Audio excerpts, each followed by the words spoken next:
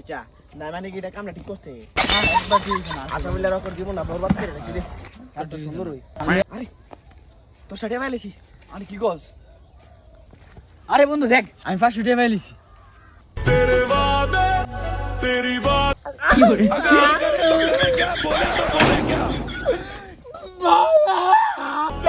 ও ভাই কি নয় না ভাই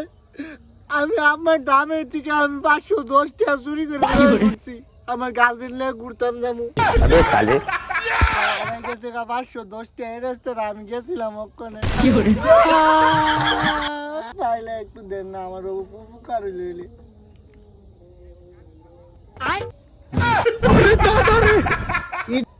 ভাই আমার কাছে 10 টাকা এর কাছে 5 টাকা আলো ভাই 500 টাকা দে ও বলদি বললে तेरे वादे तेरी